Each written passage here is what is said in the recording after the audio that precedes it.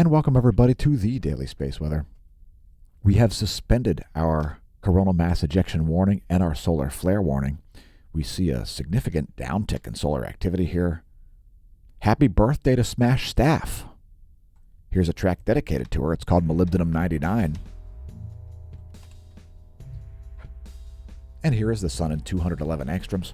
There is an active region rising down here in the southeast.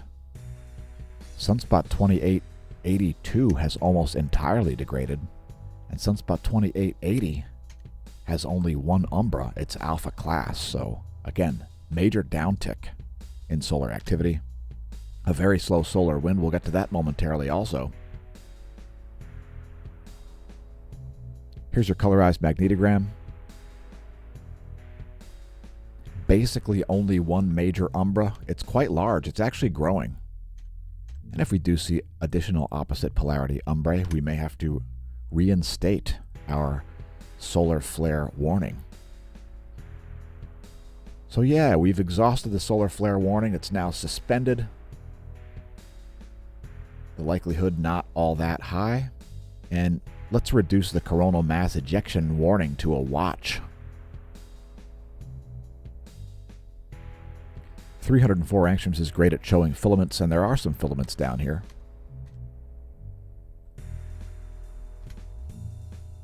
The 10.7 centimeter radial flux has dropped all the way down to 82 solar flux units. Here's a one-year chart of that. You can see how proportional that is to the sunspot number, which is the red line. The radial flux is the black line. That's a one-year chart from solon.info. Space Weather Enthusiast dashboard not forecasting any solar storms. No surprises to our regular viewers. And let's take a brief look at global seismicity here. Here's the 90-day bar graph. There's the year-to-date bar graph. Everything looking pretty normal as far as seismicity goes here. Just an average number of quakes. And we did see some come in as we did show prep here near Japan, it looks like.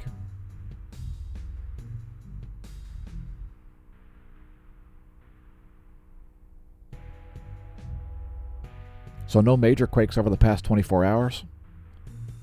Some significant ones in Hawaii. This 4.5, the first on the list here, is in Indonesia. That's over 530 kilometers estimated depth. South Sandwich Islands region still shaking. That highly seismically active region there near the South Pacific, South Atlantic, and Antarctic plate boundaries. It's a tri-plate boundary, folks.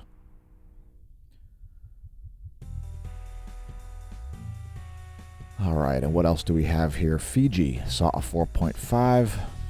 That was at extreme depth also, over 500, estimated depth 560 kilometers there. So here a series of quakes at Japan, a 5.4, a 5.6, and then a 5.2.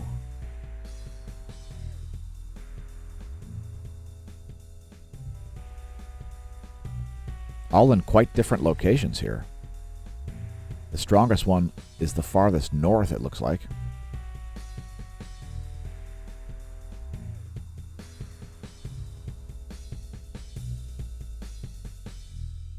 And this 5.3 came in while we did show prep today.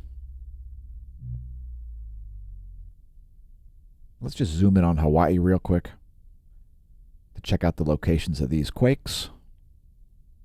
Quite a bit of quakes there near the southern flank of Kilauea.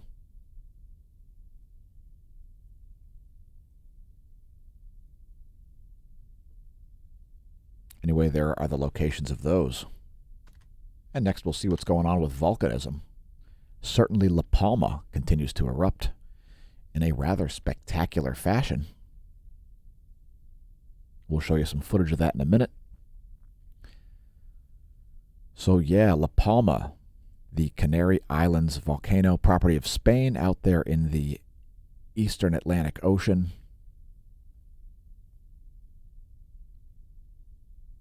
Producing some new real estate in the Atlantic Ocean, actually. And here's some footage of La Palma. Pretty spectacular stuff here. Some major lava fountaining there. As the lava flows its way down to the sea, if you want to check this out yourself, head to volcanodiscovery.com. It's the Volcanoes Today page. Suwanosejima also exploding. 8,000-foot ash plume there. Luitolo exploding. Flight level 070 at Luitolo.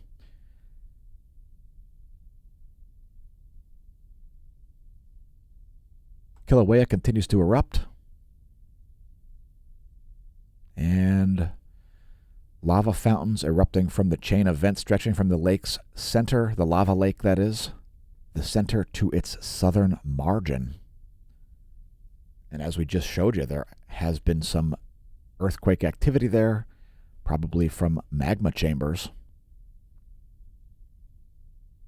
Sulfur dioxide emissions remain elevated at 7,000 tons per day. Samisa Pochnoi, flight level 080 as it explodes. That's the Aleutian Island volcano.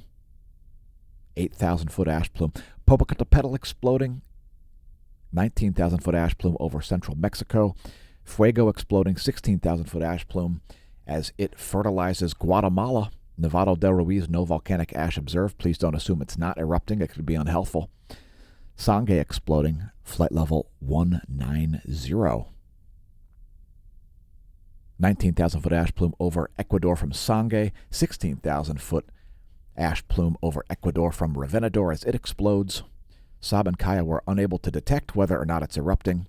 Please do not pole vault the caldera. Please do visit the links below the video and support the channel. Now today I'm personally wearing the Do Not Pole Vault the Caldera socks. We've got a bunch of products there with the public service message and the link to the YouTube page, youtube.com/smAshomash. And there are the socks that I'm currently wearing, reminding all of our friends and foes to do not pole vault the caldera. It's not in your best interest to pole vault caldera. So here's what you'll find if you head to smAshomash.com and you click on the smAsho merch link. You'll find our shop. We've ordered these in the order of best selling. Were you aware that your vaccination status is none of my business? Were you aware that Dr. Fauci is a fraud? He keeps lying and admitting it over and over again and just acting like it's perfectly fine to misrepresent material facts intentionally. As a retired insurance agent, I can tell you that's the definition of the word fraud. Congratulations on all the COVIDiots still listening to Fauci. smAshomash.com. You can find all the links there. And welcome to the Neo Renaissance. Congratulations on realizing our channel exists. Again, support the channel. Maybe become a member of the Smash team. We've replaced Patreon with something vastly superior. We're also on Twitch, twitch.tv/SmashoMash. We'll be actually streaming our meteorology segment there, as we've been doing traditionally. Let's get back to some space weather data. The GOES 16 and GOES 17 magnetometer measurements are next. And we see a fairly wild range here, although it's really not that high of a reading. When you look at the 7-day chart, you can see not real high levels there. It's just sort of in a normal range. Nothing to really write home about there. Some steep peaks, though, showing up as there is a little bit of magnetic indecision with the sun. Let's go take a look at that. So here's the heliospheric current sheet and its polarity. And Earth remains in a North Pole-oriented current sheet. I think that's going to change by tomorrow. So we should be in a South Pole current sheet by tomorrow. There's the latest image. It may not look like we'll be there that quickly, but it all has to do with sunspot 2880.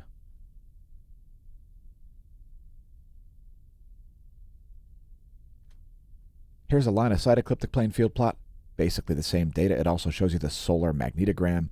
That blue line gives you an indication into the sun's B field. The BZ component of the solar wind is elucidated by looking at that.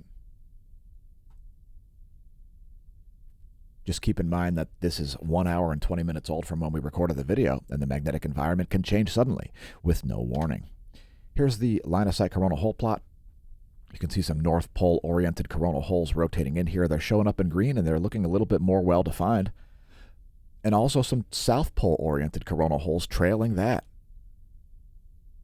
Again, there is an active region rising down here as well. We'll keep you posted as to whether that's a sunspot. It's something to keep an eye on. And when I say eye on, well, the pun is intentional. So here's our 193 angstroms browse data imagery from the Solar Dynamics Observatory. And you can see the North Pole-oriented coronal holes just moving into the Earth-facing zone there, looking a little bit better defined. Those would be right here. And we're probably about 4 days out from seeing a little bit of an enhancement in the solar wind from those. Again, we've reduced our solar flare warning. We've just eliminated our solar flare warning, really, as we've only got alpha class sunspots here. Sunspot 2880 is, I believe, already alpha class. It's barely even got an umbra at all. Sunspot 2882. Sunspot 2882 is large, but it only has one polarity umbra, which makes it unlikely to produce major flares. Continuing on. And here is the flare profile over the past 3 days. No major flares, barely even, I don't even think a C-class flare in the past 3 days. Probably no surprise to our regular viewers. No spikes in the proton flux either. Relativistic particles are typically sent to Earth by solar flares. Looking at the real-time solar wind to see quite slow. Oh, we've got another coronal hole wind stream arriving, it looks like, folks. Current solar wind density all the way up to 25 protons per cubic centimeter. Solar wind speed still only 321 kilometers per second. We can expect to see this solar wind density dip and the solar wind speed rise around the same time. The surefire indication that it is indeed a coronal hole wind stream. If we see a strong negative Z component, which is this red line up here, we may see some geomagnetic unrest kicked up by that, believe it or not. It all depends on how fast the solar wind speed gets. So far, it's not looking like that crazy of a coronal hole stream. Again, we've only reached about 25 protons per cubic centimeter. But the density wave has been lasting a while here, so we've got about 12 hours of density wave there. Expect to see that drop soon and the speed come up. KP index, a measurement of global geomagnetism, currently at 2.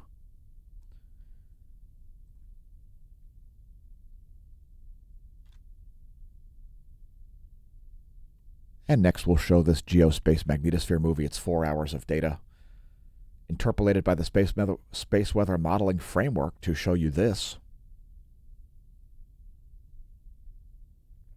And that density spike has caused an increase in the magnetohydrodynamic pressure on the bow shock side of the planet, which would be to your left, the portion of the planet facing the sun.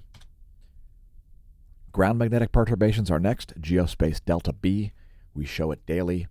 There is a polar excursion going on right now, folks.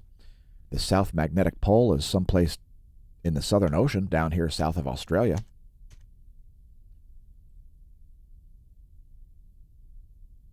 And like the last pane, this is 4 hours of data.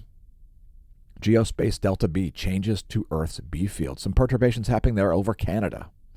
And this does give you insight into where aurorae are most likely to be seen, as well as the possibility of things like power outages when this gets extreme.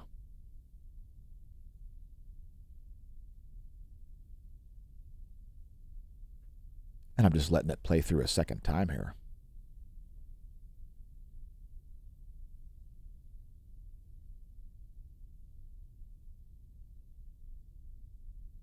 No odd magnetic perturbations happening at the moment.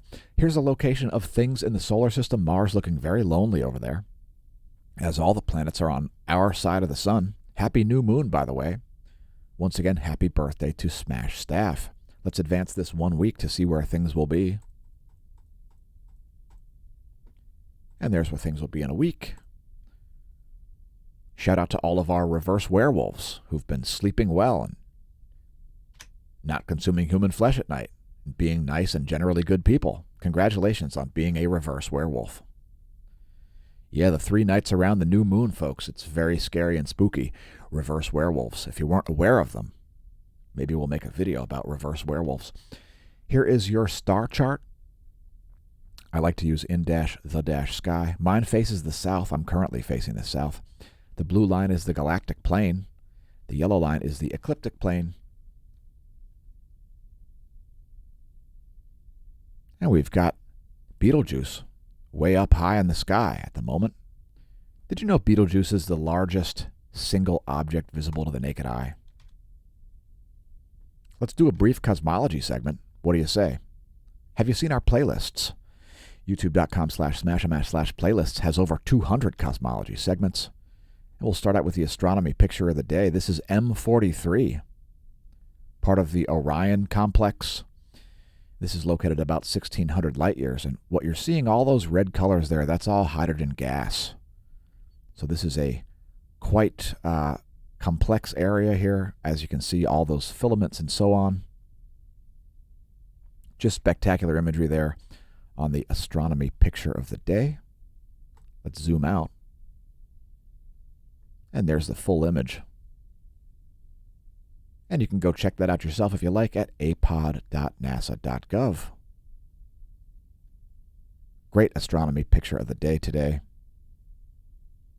Some massive structures there, located in the M43, Messier object number 43, the Orion Nebula. Today's random number is 282, which coincides with a Blazar. Blazar 4C plus 71.07. There are the X-ray transients from it. These are the hard X-ray outputs from this Blazar. So that's a 16-year graph there, and here you can see it's fairly variable here. That's a 30-day chart. We did recently see one of the stronger X-rays from it. It would be off of this chart, someplace about up here. Anyway, let's take a look at it visually. Here it is on the 2MASS. Those are the infrared light spectra. There's the infrared heat spectra of that Blazar. It also shows up on Pan-STARRS. There it is on Pan-STARRS.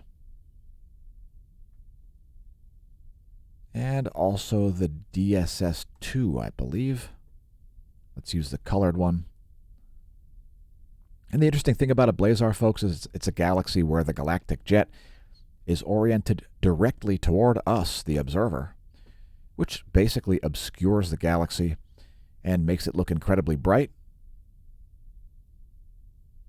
Blazars, my favorite astronomical object. That's today's cosmology segment. Again, check out our others in the playlist, youtube.com/smAsho/playlists. Next, looking at charging hazards. And we don't really see any. Well, some minor ones here over the Caribbean, Central Mexico, Central America, moving into the Central Pacific. Here's a one-year chart of the electron flux. This electron flux is measured by the GOES 16 and 17. And while those are in a geosynchronous orbit, they're measuring the electron flux at the F ionosphere layer using radiography. They're looking down at the Earth to measure the electron flux. Most of the electrons are located in the inner Van Allen belt. And there's the 3-day chart of the measurements from the GOES 16 and GOES 17. Here's the forecast model. And we've been forecasting a little uptick. Now we're going to forecast a downtick. So I would tend to agree with this. Calling for a little downtick there. I would agree with that. So no arguments with the NOAA forecast there. That's the green box is the forecast. The yellow diamonds are the observation. I think I was right once again with my forecast for today's electron flux. Here's a diagram of the Van Allen belts. It shows you distances in miles. Feel free to pause the video if you need to. And here's the total electron content forecast.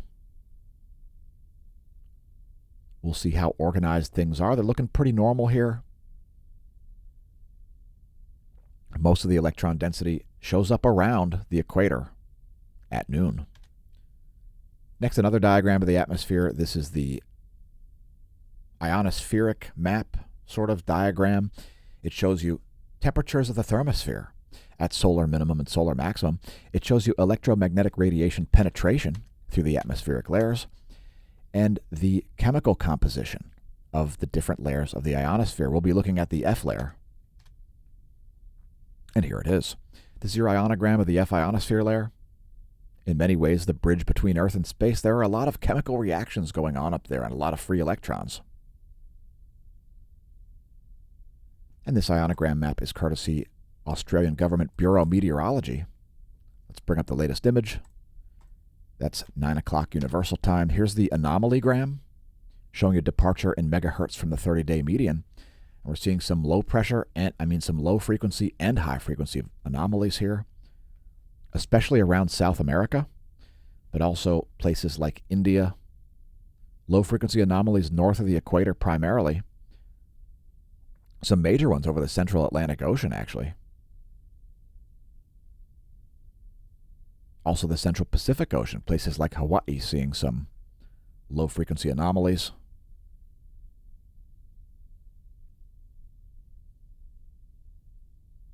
So a little bit of an uptick there in ionospheric anomalies.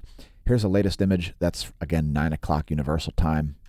There's the ionogram, and there's the anomalygram. All right, it's time to chew bubblegum and look at bonus features, and I'm all out of bubblegum.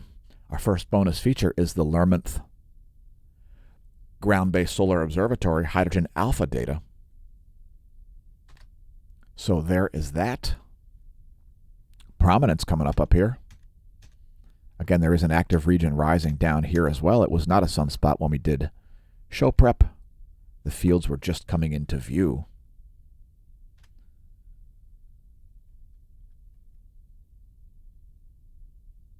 You can see sunspot 2880 has degraded almost to nothing. Sunspot 2882, still significant, but only has one umbra. So there's the magnetogram of that. And we'll close out with some additional imagery here from the SDO, the Solar Dynamics Observatory. This is the colorized magnetogram and 171 angstroms. And we do have one custom HelioViewer movie for you today. This is 211 and 171 angstroms, which are good at showing you extended corona. So I would attract your attention down here to the southeast. That is the area to keep an eye on. And when I say eye on, once again, the pun is intentional. In any case, congratulations on realizing our channel exists. Pretty sure nobody else does what we do because they can't. Please visit the links and support the channel. Yes, I mean financially. Join the Smash team. Join the Smash team. Pick up some merch. Click the links. Share with your friends and foes. If you're only willing to press like, press subscribe, and leave a comment, we're okay with that too. And may that solar wind be at your back.